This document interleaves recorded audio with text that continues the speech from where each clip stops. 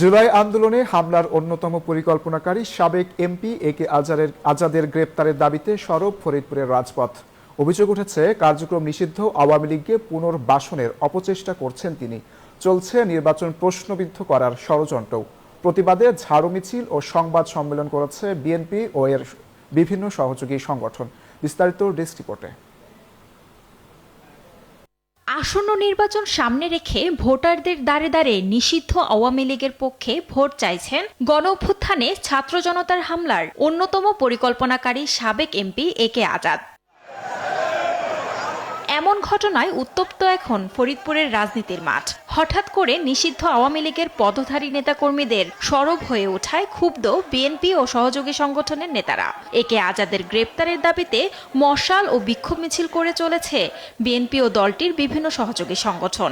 ফরিদপুরের 24-এর ছাত্রদের উপর মূল হামলাকারীর পরিকল্পনাকারী একে আজাদ।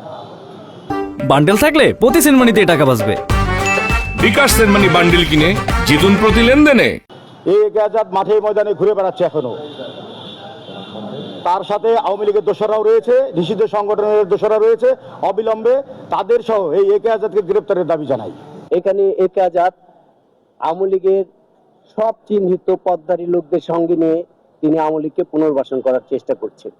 এদিকে নিষিদ্ধ ঘোষিত সংগঠনের নেতাকর্মীদের অবাধ বিচরণ থাকলেও তাদের গ্রেপ্তার না করায় প্রশ্ন উঠছে প্রশাসনের বিরুদ্ধেও।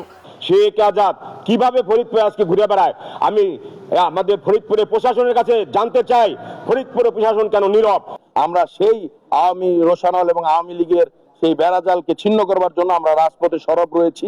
ইনশাআল্লাহ আমরা এই ফ্যাসিস্টদেরকে ফরিদপুর থেকে উৎখাত করেই, এই ফ্যাসিস্টদেরকে ফরিদপুর থেকে সম্পূর্ণরূপে নির্মূল করেই আমরা আমাদের ঘরে ফিরবো এবং আমাদের আন্দোলন চলমান থাকবে।